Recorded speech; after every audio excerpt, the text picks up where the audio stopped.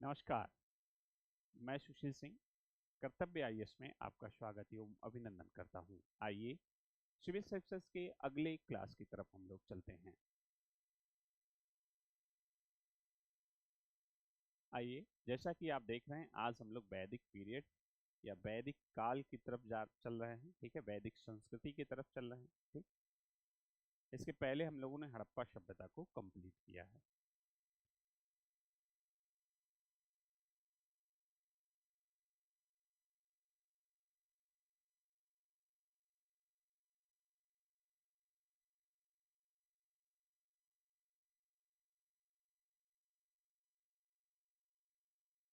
वैदिक काल,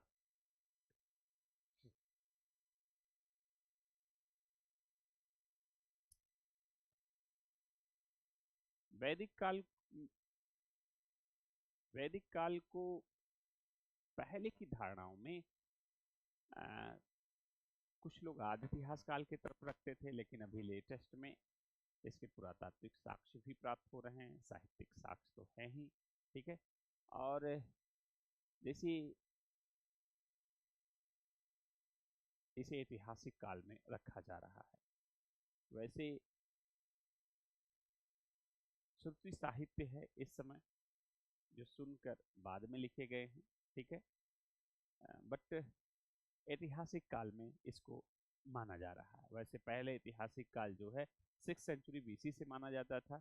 जहाँ कंट्राडिक्शन हो वहाँ पे सवाल अभी तक नहीं पूछा गया है। ठीक है, कि वैदिक काल किस जोन में रखा जाए। हाँ, आद्य ऐतिहासिक काल प्रोटो हिस्ट्री के तहत हड़प्पा सभ्यता के बारे में पूछा जा चुका है। ठीक है, तो यहाँ पे हम लोग देखते हैं कि एक नगरीय सभ्यता, हड़प्पा जैसी प्रथम नगरीय सभ्यता यहाँ पे लगभग पतन की तरफ चली गई है और एक ग्रामीण संस्कृति का उभार दिखाई दे रहा है। ठीक है, जैसे हड़प्पा सभ्यता में आप देखेंगे कि हड़प्पा सभ्यता में बहुत सारे जो स्थल थे, ठीक है, बहुत सारे स्थल वो प्रवर्ती हड़प्पा के रूप में, जैसे यहाँ पे आपने पढ़ा रोपण, दधेरी, दधेरी, प्रभास पाटन, प्रभास पाटन, रोजदी, रोजदी, ठीक है, झूकर झाकर संस्कृति, झाकर संस्कृति, संस्कृति, ठीक है, और बालू, हरियाणा में एक स्थान है बालू जहां से लहसुन के साक्ष्य मिले हैं। ठीक है, भिराना, बालू, और उत्तर प्रदेश इस यहाँ के भी सनौली, है ना, सनौली, सहारनपुर में जो साइट है, ये सभी साइट लगभग परवर्ती हड़प्पा के हैं। परवर्ती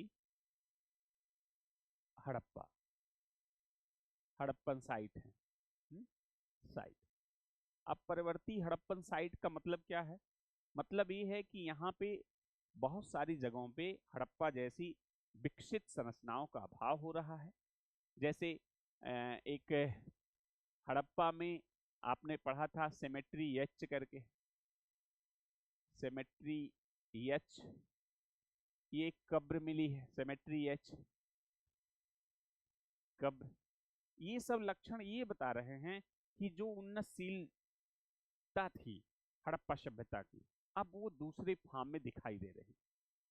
कुछ हड़प्पन प्रतीक यहाँ पे दिखाई दे रहे हैं, लेकिन बहुत सारे प्रतीक नवीन लेके आ रहे हैं। ठीक है, मृदभांडों में अंतर है, इनके टेक्नोलॉजी में अंतर है, इनके बसावट में अंतर है। ठीक है, तो ये एक नए नेचर की तरफ जा रहे हैं और एक प्रकार से नगरीय सभ्यता से लेके, हाँ, इनके आधार पे कुछ लोग इस आधार पे यहाँ से मैच करने की कोशिश करते हैं। बट हम लोग देखेंगे कि वैदिक काल आर्य, आर्यों की संस्कृति है। ठीक है, आर्य कहाँ से आए, इनके कौन से मत हैं, ये सब भी देखेंगे। लेकिन हड़प्पा सभ्यता जिस तरह से आपने पढ़ा था कि लगभग 3600 कुछ लोग 3200 से मानते हैं, इधर 1300 बीसी तक की विकसित, ठीक है, 1300 बीसी तक का इसका विकास था। अमूमन जो विकसित चरण मानते हैं लेटेस्ट में 2600 से लेकर 1900 तक मानते हैं, ठीक है, और 1900 बीसी से लेकर ये 1300 बीसी तक का जो है इसका पतन वाला चरण है, जिसके ये सब स्थल आपको दिखाई दे रहे हैं, ठीक है। ये प्रवर्ती हड़प्पा के, हड़प्पा में आप पढ़ेंगे तो ये। अब इसके जो लक्षण हैं एक ग्रामीण कल्चर की तरफ इशारा कर रहे हैं, क्योंकि वह जो मानकीकृत व्यवस्था थी हड़प्पा सभ्यता में वो यहाँ पे कमजोर दिखाई पड़ रही है, ठीक है। तो अब यहाँ से लेके जैसे वैदिक काल की जो टर्मोलॉजी है, वैदिक काल को अमूमन पहले की जो एनसीईआरटी वहां माना जा रहा था कि 1500 बीसी से लेकर लगभग 600 बीसी ये वैदिक एरा माना जाता है, वैदिक काल। अभी लेटेस्ट आप देखेंगे, लेटेस्ट उपेंद्र सिंह की बुक आई है, उपेंद्र सिंह ने जो है 2000 से माना है, ठीक है, 2000 बीसी से लेकर और 600 बीसी तक का जो है इसका टाइम जोन वो मानते हैं। इन आधारों पे कि जिस तरह से 1900 बीसी में हड़प्पा का जैसे पतन हो रहा, तो बहुत सारे ऐसे स्थल हैं या वैदिक काल में ही जो है बहुत सारे ऐसे तथ्य है जो इस समय पुरातात्विक खुदाई चल रही है, लगभग 2000 एरा के आसपास की चीजें मिले। जैसे ऋग्वैदिक काल में, अब यहाँ पे एक हम लोग समरी डिस्कस कर लेते हैं फिर प्रॉपर तरीके से चलेंगे। जैसे ऋग्वेद जो है, ऋग्वैदिक काल के बारे में जानकारी ऋग्वेद से मिलता है। ऋग्वेद में सामान्यतः माना जाता है कि ये 1500 बीसी की श्रुति साहित्य सुन के लिखा गया, संकलन किया गया कृष्ण द्वैपायन वेदव्यास द्वारा, ठीक है।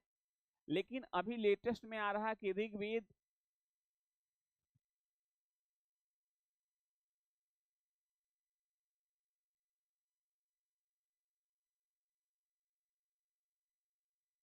जो है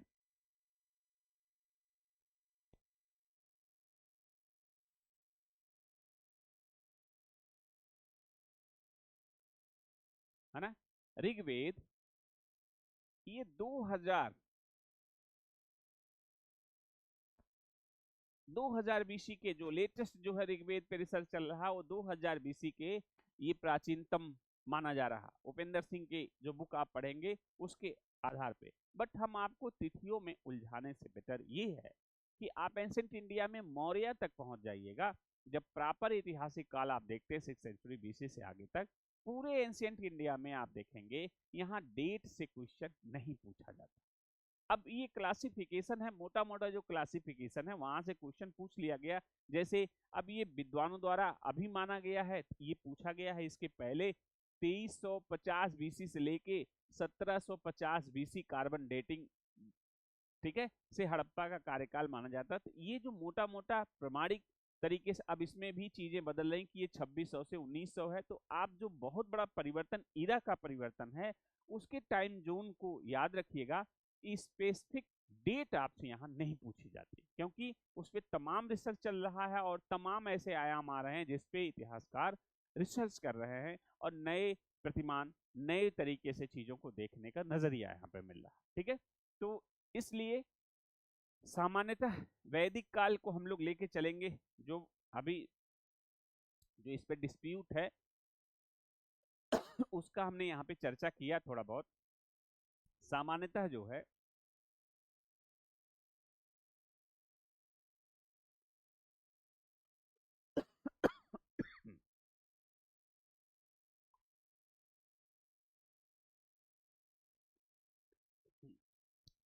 सामान्यतः 15,000 बीसी से लेकर 1000 बीसी ऋग्वैदिक काल, ऋग्वैदिक काल और 1000 बीसी से 600 बीसी उत्तर वैदिक काल काल माना गया। 1000 बीसी में एक बड़ा कारण है इन दोनों के बीच में परिवर्तन का, लोहा, ठीक है। लोहे की खोज हो जाना, भारत में लोहे की प्राप्ति होना, ठीक है, यहां से ये संस्कृतियों में एक बड़ा परिवर्तन दिखाई देगा। ठीक,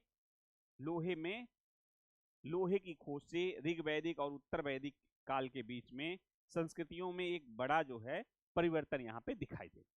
ठीक जी। वैदिक काल है, तो वैदिक काल में आप देखेंगे कि वेद का अर्थ होता है ज्ञान। क्या होता है? ज्ञान।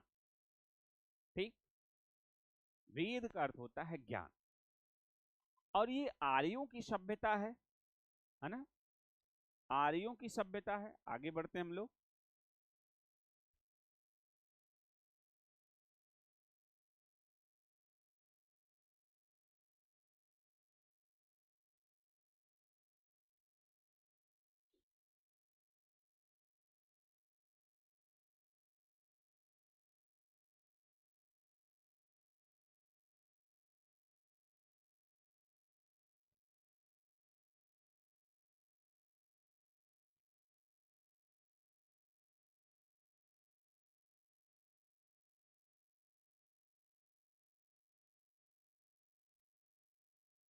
है ना, लोहा आ गया, और ये है ऋग्वैदिक का।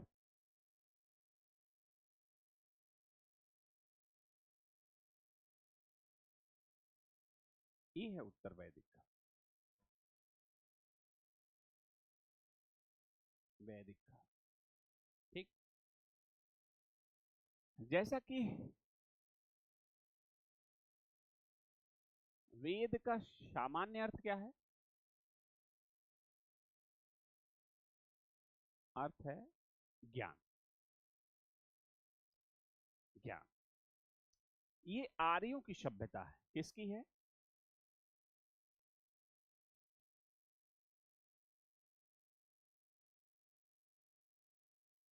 ठीक है,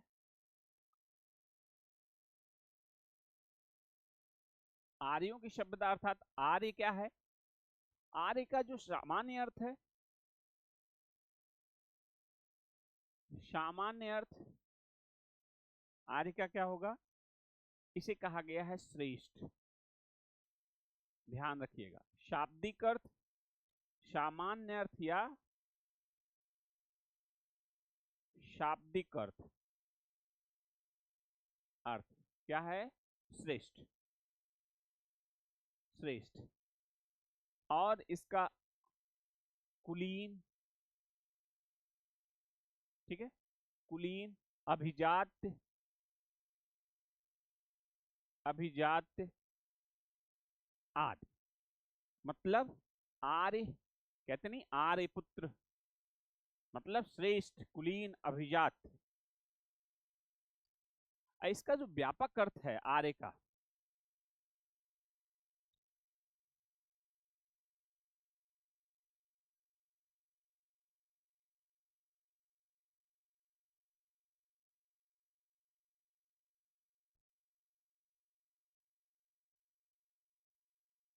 व्यापक अर्थ में इसे भाषा समूह कहते हैं। भाषा समूह कहते हैं, समूह के रूप में जाना जाता है, भाषा समूह के रूप में जाना जाता है, जाना जाता है, भाषा समूह के रूप में जाना जाता है। ठीक, क्या? आर्य। शाब्दिक अर्थ क्या है इसका? आर्य मतलब होता है श्रेष्ठ या कुलीन, अभिजात।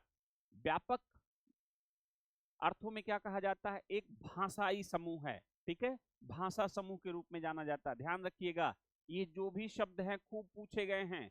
भाषा समूह भाषाई शब्द है, ठीक है, भाषा समूह का शब्द है। ठीक, ना कि जातिगत समूह है।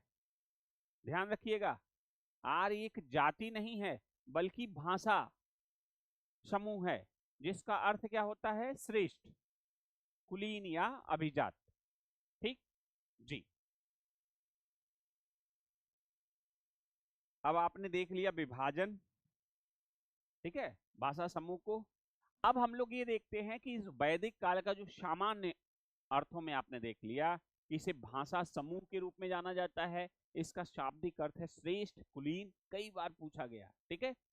और वेद का अर्थ क्या होता है? ज्ञान, ठीक। डिवीजन का कारण क्या है? लोहे की प्राप्ति हो जाना, क्योंकि इसके पहले आप देख रहे हैं 1000 के पहले आपने क्या क्या पढ़ा है? लकड़ी का इस्तेमाल, पत्थर का इस्तेमाल, पत्थर का इस्तेमाल और तांबे का इस्तेमाल और कांसे का इस्तेमाल। इतनी चीजों का इस्तेमाल इसके पहले होता था। लोहा एक कठोर धातु आ जाने से उत्तर वैदिक काल में बड़ा डिफरेंस होगा, वो चाहे आर्थिक हो, राजनैतिक हो, सामाजिक हो या धार्मिक हो। क्या क्या परिवर्तन होगा लोहे की वजह से, ये हम लोग देखेंगे ऋग्वैदिक और उत्तर वैदिक काल में। प्रशासनिक संरचनाओं में किस तरह से हम लोग देखेंगे कि गहन कृषि के फलस्वरूप जो अधिशेष की प्राप्ति होती है, उस अधिशेष से किस तरह से कुल जन एक जनपद में तब्दील हो रहे हैं, एक शहरीकरण की तरफ जो बढ़ रहे हैं। जैसे हम लोग ये देखेंगे, चर्चा करेंगे कि अथर्ववेद में अंग, मगध और अयोध्या जैसे जनपदों का चर्चा मिलना शुरू हो जाता है उत्तर वैदिक काल में। उसका एक बड़ा कारण होगा लोहा, गहन कृषि और ज्यादा से ज्यादा अधिशेष, जिससे नगरीकरण को बल मिलेगा, ठीक है। तो आगे हम लोग देखेंगे। अभी हम लोग देखते हैं वैदिक काल। वैदिक काल में जो विभाजन है ऋग्वैदिक काल और उत्तर वैदिक काल, सामान्य अर्थों में हम लोगों ने देखा, ठीक है, कि आर्य का मतलब होता श्रेष्ठ, ये भाषा समूह का शब्द है। अब जो है यहाँ पे एक विवाद है, उस विवाद को सुलझाते हुए आगे बढ़ते हैं।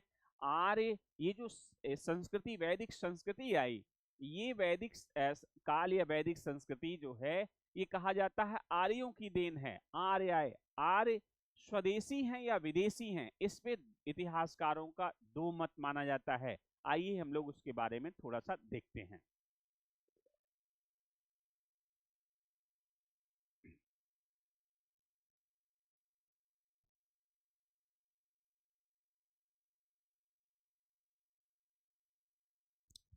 आर्यों का आगमन,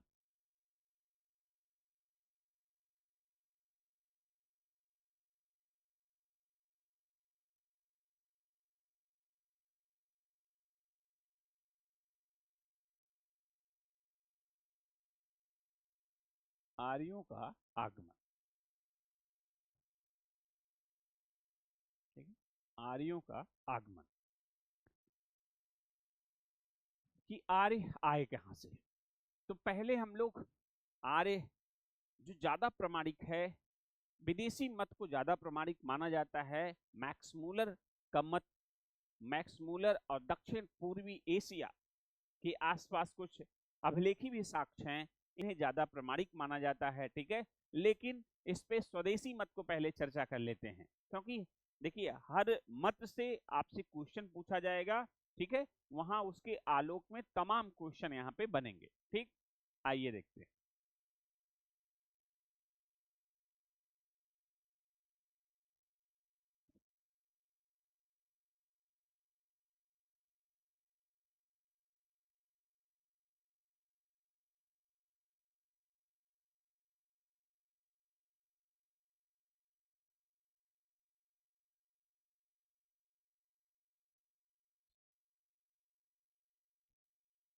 देखिए एक चीज समझ लीजिए, मान लीजिए हम यहाँ पे छोटा सा भारत का नक्शा डिकोड कर दे रहे हैं, ठीक है, छोटा सा। चलिए आपको यहाँ पे थोड़ा समय जाग्रफी के शरण में चलना होगा। ये देखिए,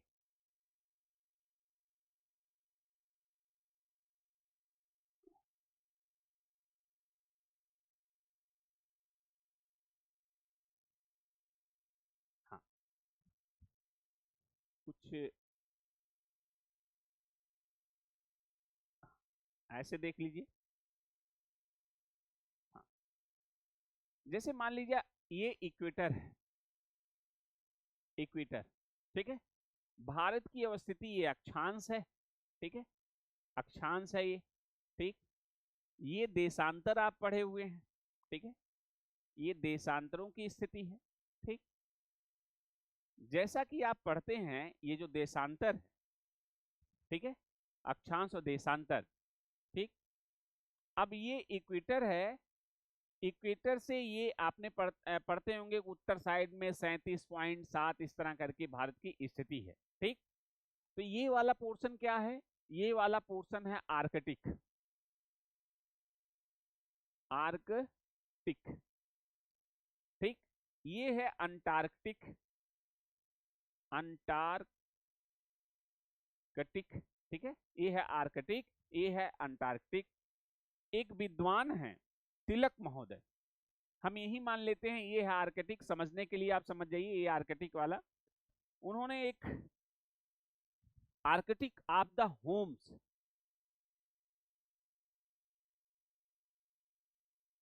Arctic of the homes in Vedas करके एक पुस्तक लिखा है। ठीक है, आर्कटिक ऑफ द वेदास करके जो है एक पुस्तक लिखा, दी आर्कटिक ऑफ द वेदास करके।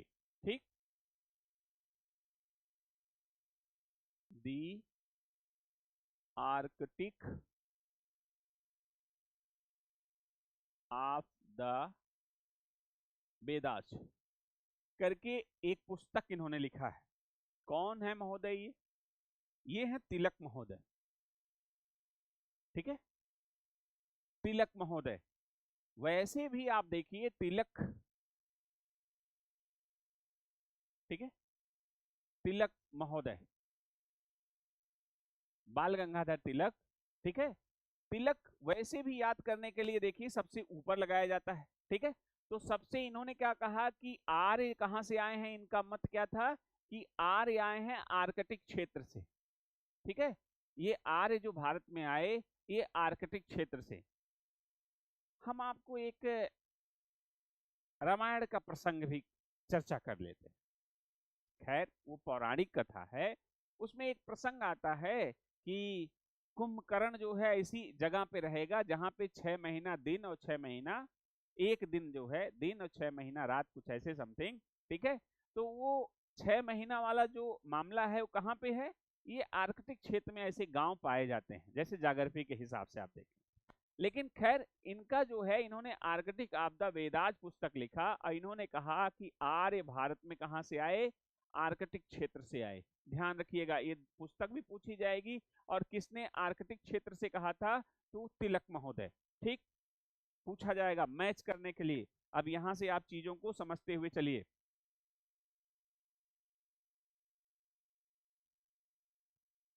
ठीक है, अब आ जाइए,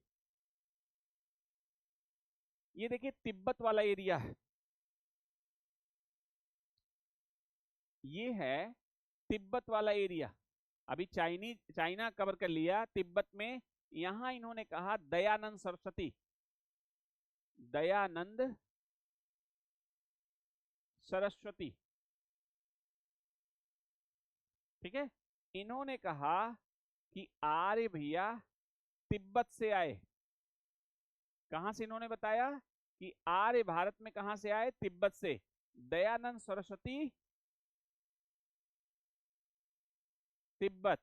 ठीक है, दयानंद सरस्वती ने कहा नहीं, आर्य जो है इनकी एक पुस्तक क्या है, सत्यार्थ प्रकाश, जो आपसे खूब पूछी जाती है, सत्यार्थ प्रकाश,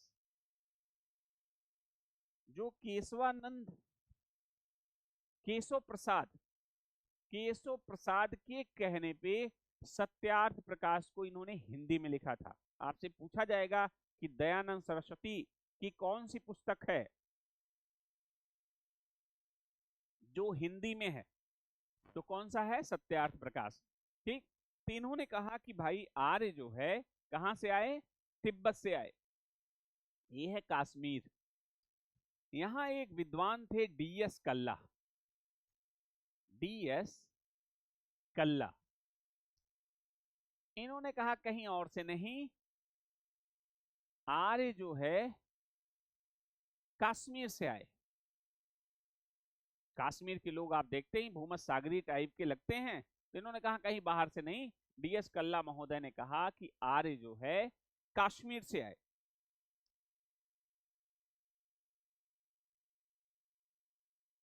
यहां पे अफगानिस्तान है।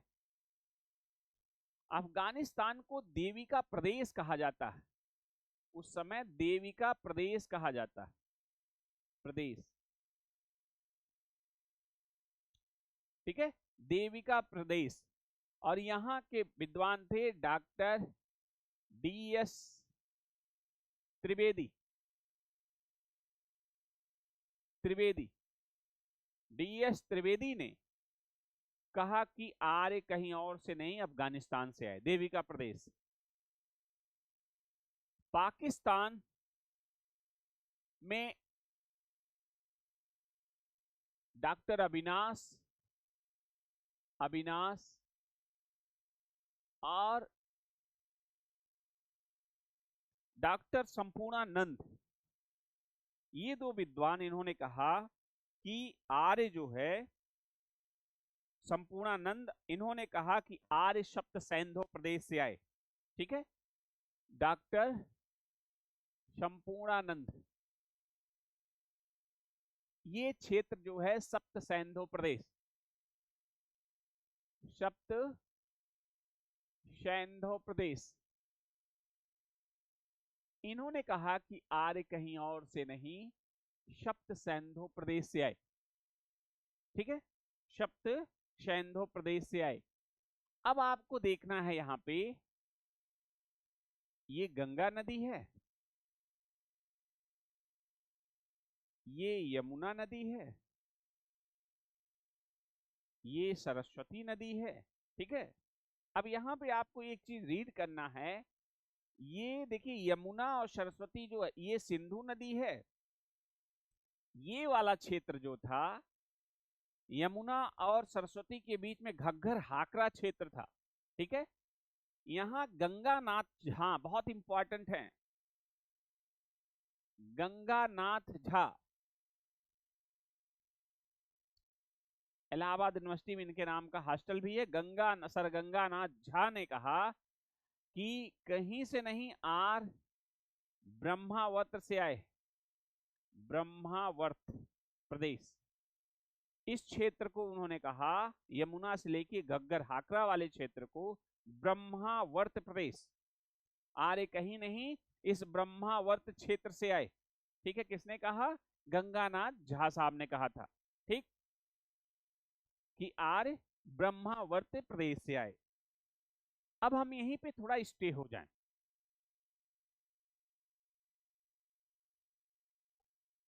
आपके मन में एक आशंका हो रही होगी कि ये क्या आप जो है इधर इनके अनुसार किए जा रहे हैं, यहां से अभी क्या लेना देना।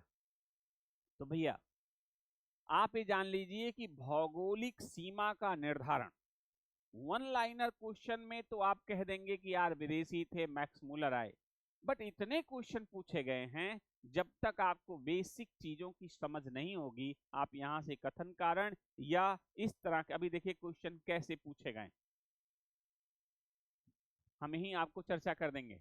अब ये देखिए सैंधव वाला क्षेत्र है, कुछ भी हो आप आगे पढ़ेंगे वैदिक काल में तो ये गंगा नदी का 1 बार चर्चा और यमुना का 3 बार चर्चा है। सबसे पवित्र नदी क्या है? पवित्र नदी जो है सरस्वती माना जा रहा। सबसे अधिक बार जो चर्चा है, इसको हम अलग से देख लेंगे, अधिक बार चर्चा जो है सिंधु नदी की। तो अगर किसी भी सभ्यता में सबसे अधिक बार चर्चा या सबसे पवित्र, अभी यहाँ गंगा हम लोगों की पवित्र नदी मानी जाती है उत्तर भारत में, लेकिन ऋग वैदिक काल के आर्यों की पवित्र नदी क्या थी? सरस्वती थी। ये तो कहने का सेंस है कुछ भी हो, ये जो विद्वान आपस में जो मत दे रहे हैं ये चाहे जो हो, लेकिन ऋग वैदिक आर्य जो है कुल मिला जुला के यही क्षेत्र में वास कर रहे थे। किसी ने सप्तसैंधव प्रदेश कहा, किसी ने देविका प्रदेश, किसी कश्मीर को ले लिया जाए तो ओवरऑल इनका क्षेत्र क्या निकल के आ रहा? यही आ रहा, सप्तसैंधव प्रदेश। प्रश्न आपसे पूछा गया है, एक नहीं 2-3 आयोगों में पूछा गया है। आप यहां हो सकता दयानंद सरस्वती या अविनाश, डॉक्टर अविनाश ना पूछे जाएं, लेकिन यहां से जो प्रश्न पूछा गया ध्यान रखिएगा। पहला पूछा गया है कि ऋग्वेद की रचना कहाँ हुई।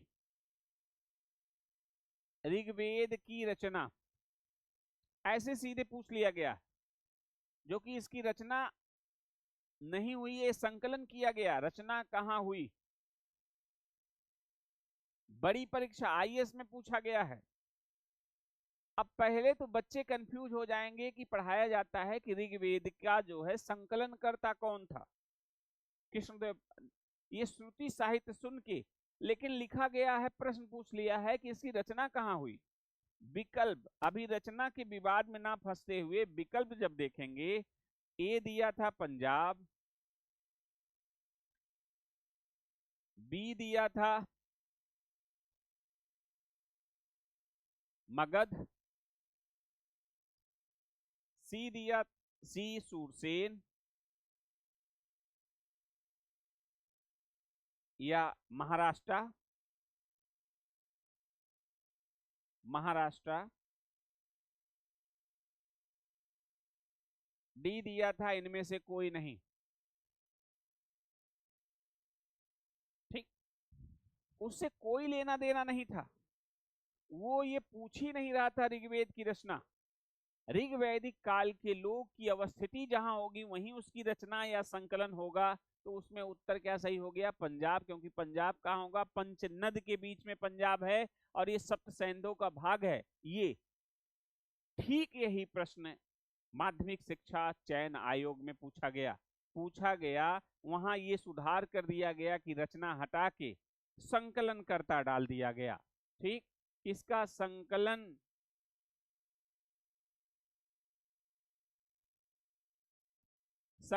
कहां हुआ, ठीक है, कहां हुआ। अब ध्यान रखिएगा, विकल्प बदल गया, विकल्प बदल गया, विकल्प में एक विकल्प और आ गया, लिखा गया सप्त सैंधव प्रदेश, सैंधव प्रदेश। जैसे ही सप्त सैंधव प्रदेश दिखा, यहां उत्तर क्या हो गया, सप्त सैंधव प्रदेश, क्योंकि हमें पता ही नहीं है कि ये कहां संकलन हुआ। ठीक है, लेकिन ज्यादा सटीक क्या है कि ये कहा गया कि ब्रह्मावर्त तो ये है, लेकिन ओवरऑल जो है सप्त सैंधव प्रदेश, जो सभी लोगों का विचार है, स्वदेशी लोगों का, वो ये पुष्ट कर रहा है। इसलिए इसका आंसर क्या हो जाएगा कि आर्यों का व्यापक क्षेत्र ये था सप्त सैंधव प्रदेश, पंजाब उसमें क्या है, एक भाग है। ये नहीं होने की वजह से पंजाब उस क्षेत्र का प्रतिनिधित्व कर रहा था, लेकिन व्यापक टर्मलॉजी आ गई यहाँ पे और आंसर इसका बदल गया। तो कहने का सेंस है, ब्रह्मावर्त आपसे पूछा जा सकता किन किन नदियों, घग्गर, हाकरा और सरस्वती, ठीक है, ये यमुना के बीच में। सरस्वती को आप देखते हैं कि द्वादशी अपाया नदियों की सहायक है, कुछ इस तरह से करके, ठीक है, इसकी सहायक है द्वादशी अपाया। अब वहां से लेके यमुना तक के बीच के क्षेत्र को क्या कहा गया है, घग्गर हाकरा क्षेत्र। यहाँ पे आप देख रहे हैं कि हड़प्पा में भी आपने देखा कि स्वतंत्रता के बाद ज्यादा जो है नगरों का निर्माण यहाँ पे दिखाई दिया, खुदाई में प्राप्त हुए। यहाँ भी आप देख रहे हैं कि ये नदी क्या है, सरस्वती नदी, आर्यों की सबसे ज्यादा पवित्र नदी मानी जाती है। वैसे सबसे ज्यादा उपयोग कौन सा था, वो सिंधु नदी का था, सिंधु नदी, ठीक है, जिसे हिरण्यगर्भा कहा गया है, सबसे अधिक बार चर्चा है सिंधु नदी की। और सरस्वती नदी को देवीतमा, मातेतमा कहा गया है, सबसे पवित्र नदी। तो ये जो प्रतीक निकल के आ रहे हैं, ये उनकी आस्था का विषय है, उनके जरूरत का विषय है कि जैसे बहुत बार प्रयोग है उसके आसपास जाहिर सी बात रहे होंगे। हाँ, गंगा का एक ही बार उल्लेख है, अर्थात गंगा उनके लिए सबसे कम महत्वपूर्ण या गंगा तक पहुंच कम थी। जब हम लोग उत्तर वैदिक काल यही देख लीजिए, चर्चा हो जाए, उत्तर वैदिक काल में देखेंगे कि ये विंध्यन रेंज है और ये नर्मदा नदी है, ये विंध्यन रेंज कह लीजिए, ठीक है, विंध्यन रेंज है। यहाँ पे चर्चा ये चलती है कि एक शतपथ ब्राह्मण में आप पढ़ेंगे, विदेह राजा विदेह माधव हैं, उनके पुरोहित हैं गौतम राहुगण, और गौतम राहुगण के मुख में जो है अग्नि प्रज्वलित होती है, और वो जो है अग्नि कहां तक जाती है, यहां पे एक बिहार में देख रहे हैं इस समय क्या है, गंडक नदी एक है, गंडक, गंडक नदी। ये उस समय कहा जाता था सदा नीरा, सदा नीरा नदी, ठीक। जो यूपी बिहार के बॉर्डर के तौर पे आप देखेंगे, जैसे बिहार में जाएंगे सदा नीरा नदी या गंडक नदी मिल जाएगी, ठीक है। तो ये गौतम राहुगण से जो मुख्य से अग्नि प्रज्वलित हुई, वह कहां तक पहुंच गया, वो बिहार तक पहुंच गया। तो उत्तर वैदिक काल में ये बताया जा रहा है कि ये जो यहाँ के गंगा घाटी के मैदान में घने जंगल थे, उनको जलाते हुए ये बिहार तक पहुंच गए। और तर्क ये पुष्टि होती है कि आप देखेंगे अथर्ववेद में किन चीजों की चर्चा है, अथर्ववेद में, अथर्ववेद में देखेंगे अंग, मगध, अयोध्या, अयोध्या जैसे नगरों की चर्चा मिलती, जनपद की चर्चा, नगर तो छोड़िए जनपद की चर्चा, ठीक है। अयोध्या की चर्चा है, अंग और मगध जनपद की चर्चा है। ये बताता है कि आर्य जो है ऋग वैदिक काल से उत्तर वैदिक काल के सॉरी यहाँ बिहार तक, यहाँ से राजस्थान से आगे कह लीजिए या पश्चिमी उत्तर प्रदेश से आगे कह लीजिए, ये बिहार तक पहुंच चुके थे। दूसरा, जब आपने दक्षिण भारत में पढ़ा था, लौह युग 1000 बीसी में दक्षिण भारत में आ रहा था, ठीक है। उत्तर भारत में 800 बीसी के आसपास सतरंजी खेड़ा के पास, एटा के पास लोहे का ढेर सारा निक्षेप मिला है, वस्तुएं मिली हैं। और उत्तर वैदिक काल में आप अर्थव्यवस्था में पढ़ेंगे कि यहाँ के हल जो है लोहे के फाल के हैं, गहन कृषि होगी, और यहाँ पे घने जंगल काटे जाएंगे, जलाए जाएंगे, गहन कृषि होगा, लोहा आ जाने की वजह से अधिशेष की ज्यादा उत्पादन होगा, और उस अधिशेष से नगरीकरण की प्रक्रिया यहाँ पे प्रशस्त हो पाएगी। तो ये कई साहित्यिक और पुरातात्विक दोनों साक्ष्यों से इसका पुष्टि मिल रहा है। और इस पूरे क्षेत्र को क्या नाम दिया जाएगा, ये है ब्रह्मावर्त, और ये है ब्रह्मर्षि प्रदेश, ब्रह्मर्षि प्रदेश। इसी को कहा जाएगा आर्यावर्त, आर्यावर्त, ठीक है।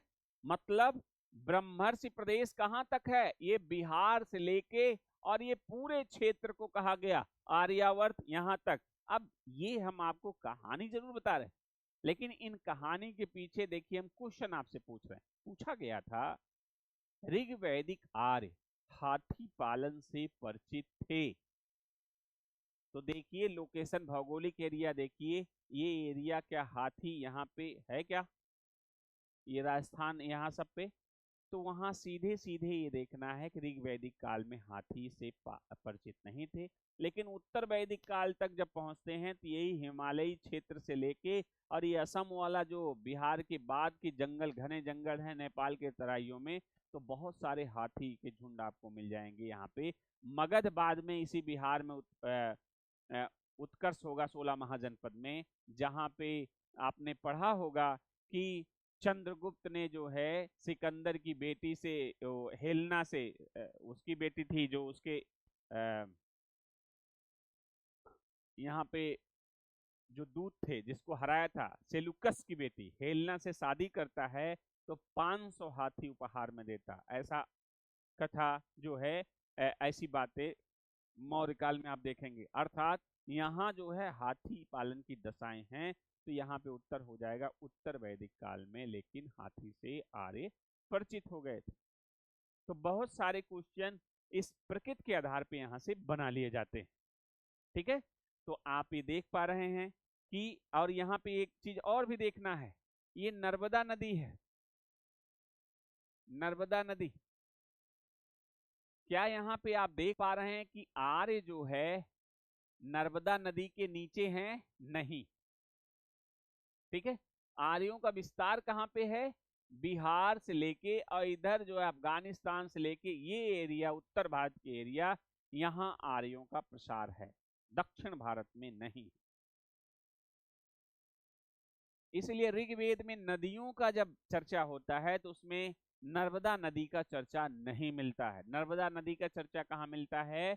शतपथ ब्राह्मण में मिलता है, रेवा नाम से।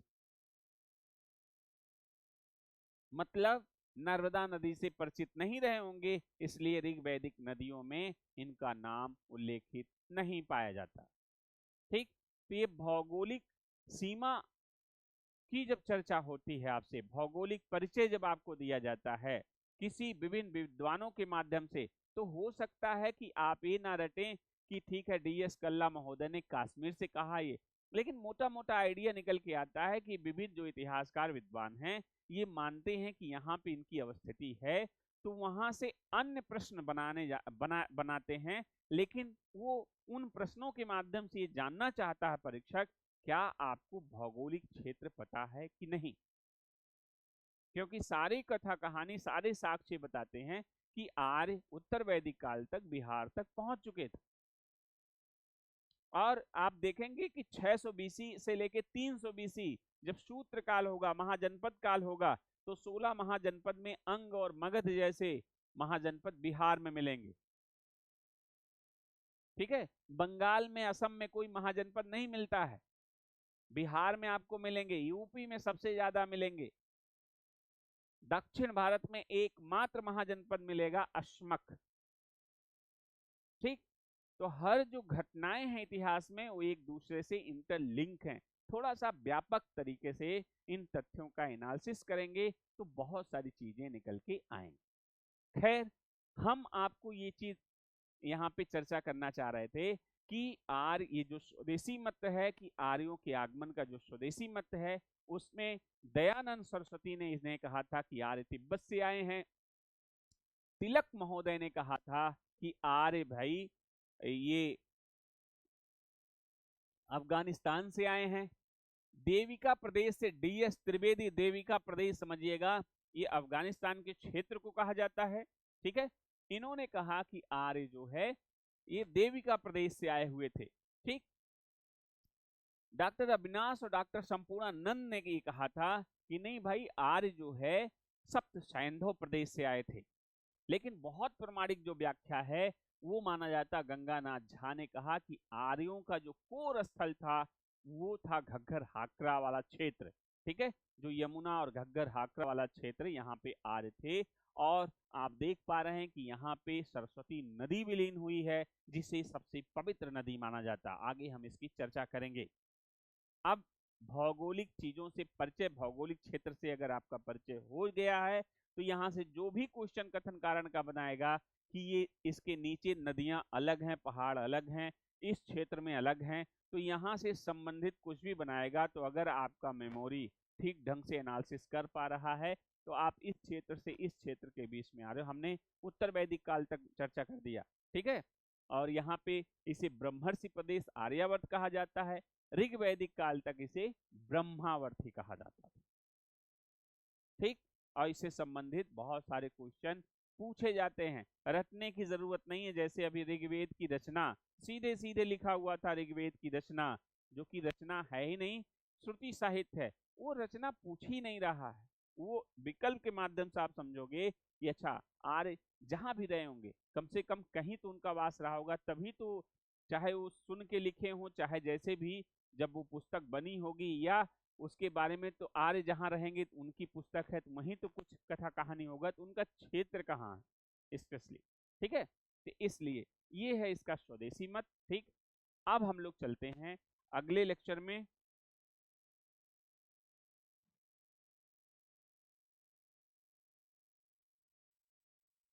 ठीक है,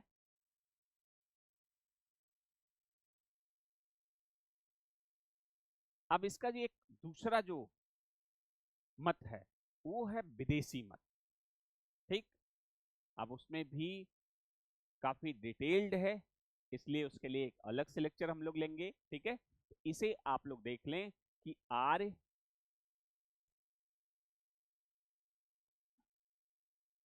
इसमें क्या क्या हम लोगों ने देखा वैदिक काल में एक जो विवाद ये था कि 2000 बीसी से 600 बीसी तक लेटेस्ट में माना जा रहा है। पहले की एनसीईआरटी में 1500 से 600 बीसी माना गया, ठीक है। और एक ग्रामीण संस्कृति है और यहाँ पे पुरुष प्रधान, पितृ प्रधान जो है समाज यहाँ पे मिलेगा। वहीं नगरीय जो सभ्यता थी, हड़प्पा सभ्यता, वहां पे मातृ सत्तात्मक समाज था। यहाँ पितृ सत्तात्मक समाज होगा। इससे एकदम अलग ही सभ्यता संस्कृति निकल के आएगी। और यहाँ पे हमने कुछ उत्तर हड़प्पन जो है, परिवर्ती हड़प्पन के स्थल हमने दिया है कि जो हड़प्पा के टेक्सचर के साथ साथ उनके जो है कब्रों में और उनके तमाम संस्कृतियों में वो बदलाव दिखाई देने लगे थे, ठीक है। लगभग 2200 के आसपास ये बदलाव दिखाई देने लगे और आगे एक नई संस्कृति आई, वैदिक संस्कृति, जो कि एक ग्रामीण संस्कृति थी, ठीक है, जिसको हम लोगों ने क्लासिफाई किया 1500 से 1000 बीसी। यहाँ पे ऋग्वैदिक काल, ठीक है। और ऋग्वैदिक काल में हम लोग देखेंगे कि कांसे, पत्थर, तांबा और लकड़ी के इस्तेमाल वाली जो ये नई ग्रामीण संस्कृति है, ये राजनैतिक, सामाजिक, धार्मिक, इन सेक्टर में क्या क्या चेंजिंग होता है। क्योंकि बेसिकली हम लोग वैदिक काल में यही देखेंगे कि किस तरह से पशुचारी सभ्यता फिर आगे कृषि जनित सभ्यता में बदलती है और वहां अधिशेष कृषि होने से एक नगरीकरण का प्रारंभ दिखाई देता है, ठीक है। तो ये व्यापक परिवर्तन जो दोनों के बीच में हुआ है, परीक्षक बहुत ही चूजी तरीके से इसी पे फोकस करता है कि ये लोहा के आ जाने से यहाँ की राजनीति में क्या परिवर्तन हुआ। जैसे एक लाइन में हम आपसे चर्चा कर दें, यहाँ पे एक संस्था थी बिदत, लोहा आ जाने से यहाँ बिदत का लोप हो गया, ठीक है। बट बहुत सारी चीजें हैं। यहाँ के जो देवता हैं, प्रमुख देवता हैं, वो हैं इंद्र, और यहाँ के प्रमुख देवता हो जाएंगे प्रजापति, ठीक है। तो इन सब चीजों की चर्चा हम लोग बाद में करेंगे, ठीक, कि क्या क्या परिवर्तन हुआ। बेसिक तरीके से आप इन चीजों को आप देख लें। और आपने देखा कि इसका अर्थ क्या है। आर्य का अर्थ खूब पूछा गया है, ठीक है। आर्य का अर्थ है श्रेष्ठ या कुलीन या अभिजात्य, ठीक है। अभिजात्य, कुलीन, अभिजात्य। और इसका व्यापक अर्थ है भाषा समूह, ठीक जी। तो ये ध्यान रखिएगा। और आर्यों का जो स्वदेशी मत है, आगमन का स्वदेशी मत, ठीक है, इसके बारे में हमने एक यहाँ पे ब्रीफिंग, एक सीमित जानकारी आपको दी है, जहां से आपके प्री मेंस सारे क्वेश्चन आप यहां से कर सकते हैं। पहले आपको भौगोलिक क्षेत्र यहीं से आप पा जाएंगे क्यों ऋग्वेद में किन नदियों की ही चर्चा हो सकती है, एक मोटा मोटा आइडिया मिल जाएगा। यहाँ अफगानिस्तान भी बताया गया, तो अफगानिस्तान की भी नदियां हैं, स्वात, कुरमू, है ना, कुंभा, ये तमाम आप वहाँ गोमल, इस तरह के नदियों की चर्चा मिलती है ऋग्वेद में। इससे पता चलता है कि यहाँ से लेके इन क्षेत्रों में आर्यों का निवास स्थान था ऋग्वैदिक काल में। तो ठीक है, ये स्वदेशी मत है, और स्वदेशी मत समझने का फायदा ही आपको मिलेगा कि भौगोलिक क्षेत्र की जानकारी के साथ साथ जो परिवर्तन होगा, जिस तरह से उस पे बैक साइड में वो भौगोलिक क्षेत्र आपको एक मजबूती के साथ में मदद करता हुआ दिखाई देगा। यहाँ से कोई क्वेश्चन बनेगा, आप रीड कर जाएंगे कि ऋग्वैदिक काल कहाँ पे है, उत्तर वैदिक काल का प्रसार कहाँ है, कहाँ तक हो सकता है। ये नर्मदा नदी पूछा गया है, क्या आर्य नर्मदा नदी से परिचित थे, तो आप यहाँ एकदम क्लियर हो जाएंगे। आगे जब आप पढ़ेंगे हर्षवर्धन का क्षेत्र तो ऐसे मिलेगा, और वो नर्मदा नदी के तट पे पुलकेशिन द्वितीय से हार जाता है, ठीक है। इसलिए किसी भी कालखंड का भौगोलिक क्षेत्र जरूर निर्धारित करिए, और उससे संबंधित बहुत सारे भी क्वेश्चन आते हैं जहां आप क्लियरिटी के साथ रटिए नहीं, समझ के चलिए। तो चलिए आज इतना ही, फिर मिलते हैं अगले लेक्चर में। बहुत बहुत धन्यवाद।